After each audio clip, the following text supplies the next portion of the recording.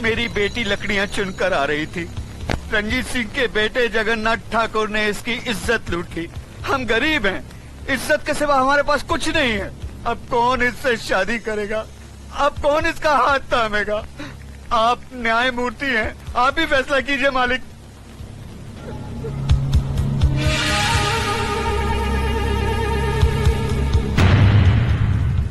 इस बात का कोई चश्मदीद गवाह है? मैं हूँ मालिक। तुम्हारा पायल से कोई रिश्ता है? जी हाँ, मैं इसकी काकी हूँ। तो फिर तुम्हारी गवाही नहीं मानी जाएगी।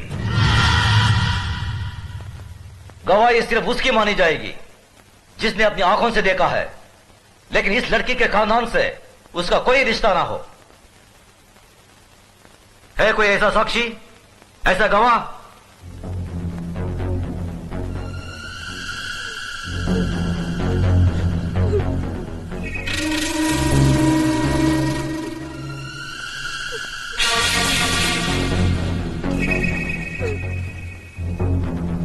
मैं हूँ मालिक। मैंने देखा है। तुमने क्या देखा है बेटे? मैंने देखा कि ये इस दीदी को जबरदस्ती अपने कंधे पे उठाकर पंपशीट में ले गया और दरवाजा बंद कर दिया। ये बचाओ बचाओ चिल्ला रही थी, मगर वहाँ कोई नहीं था।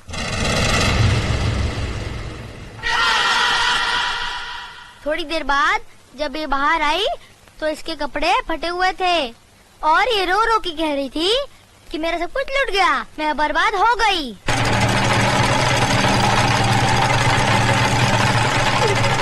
जगन्नाथ, कमीने कुत्ते, तूने इन गरीबों को क्या समझा है? ये वो गरीब मजदूर हैं जिनके खून पसीने की बरकत से हमारी धरती पर हरियाली जागती है। हमारे सर पर जमींदारी का ताज इन्हीं गरीबों की बदौलत है, जिसके बदले में उन्हें 2 वक्त की रोटी 2 गज की चादर मिलती है। और तूने उसी चादर में घुसकर इस गरीब की इज्जत लूट ली। फिर तुझ में और जानवर में क्या फर्क रहा? मुनीम जी, देवी माँ के मंदिर से सिंदूर ले आओ। जी मालिक। पायल, तुम इधर आओ। जिन हाथों से मजबूर करके इस कमीने ने तुम्हारी इज्जत लूटी, आज ये उन्हीं हाथों से तुम्हारी मांग भरेगा, तुम्हें अपनी पत्नी बनाएगा। ये हमारा फैसला है। गजराज, अपना फैसला बदल दे। आंखें मत दिखा। ये नीच जिसके पांव अगर मेरी हवेली के फर्श पर पड़े तो फर्श गंदा हो जाए, इस 2 टके की लड़की को तुम मेरे घर की बहू बना रहे हो। तो नहीं जानता, जमींदारों में तो ऐसी बातें होती ही रहती हैं। मजदूर औरतों और मालिकों के बीच में ऐसे खेल तो अक्सर होते रहते हैं। कोई अपनी बीवी नहीं बनाता उन्हें। खामोश! मजदूर औरतों की इज्जत जमींदारों के बाप दादाओं के कोई जागीर नहीं होती जिसे वो अपनी मनमानी करे, रोन दे, कुचले। इज्जत इज्जत होती है, चाहे वो किसी ठाकुर की बेटी हो या किसी मजदूर की। पागल हो गया तू? तुझे इंसाफ करने की अकल नहीं है। तेरा अंजाम बहुत बुरा होगा गजराज।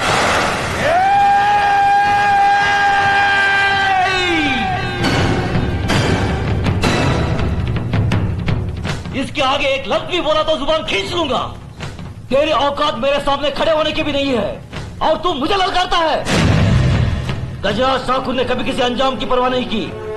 अगर परवाह की है तो सिर्फ अपनी आन, इंसाफ, अखलाक और ईमान की।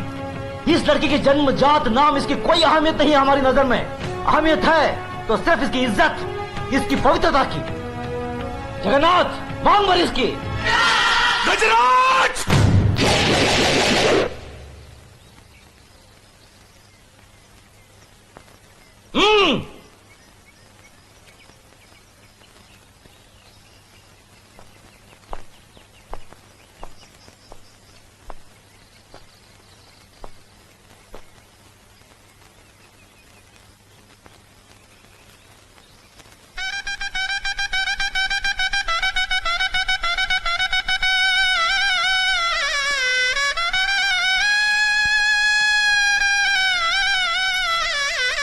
सदा सकीर हो बेटी।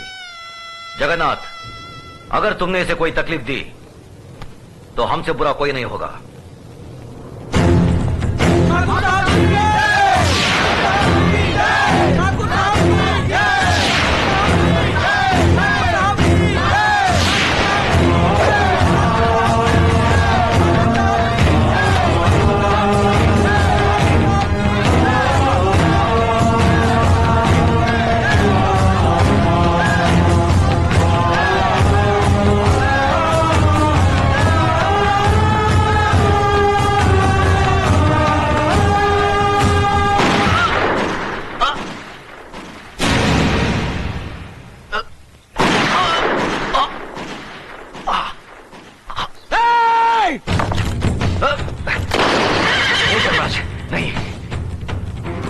बाप उजाड़ना तुम्हारा धर्म नहीं है।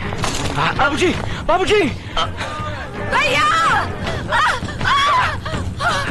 मेरे भाई को मार डाला, मेरे देवता समान भाई को मार डाला। ये क्या किया तुमने? ये कैसा अनर्थ किया?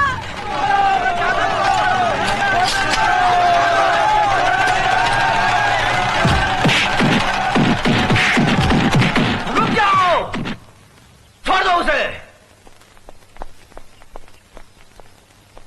जो अपराध उसने किया है उसकी सजा उसे जरूर मिलेगी।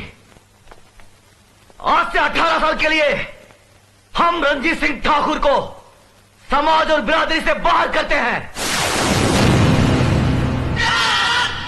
आज के बाद अगर कोई भी इसके परिवार के साथ किसी भी तरीके का संबंध रखेगा तो उसको भी यही सजा मिलेगी। यह गजराज ठाकुर का फैसला है। भैया, भैया, बाबूजी, बाबूजी, बाबूजी।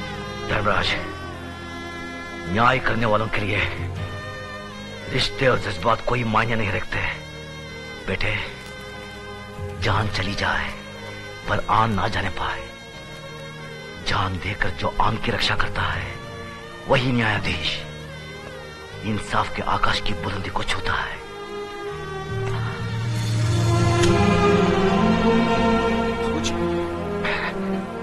धर्मराज, आज से हम भरतपुर कस्बे के न्याय और इंसाफ की बागडोर तुम्हें सौंपते हैं। याद रखो बेटे, जिस दिन भी तुमने अनजाने में भी गलत फैसला किया तो समझ लो वही दिन तुम्हारी जिंदगी का आखिरी दिन होगा। बाबूजी, बाबूजी, भैया, बाबूजी।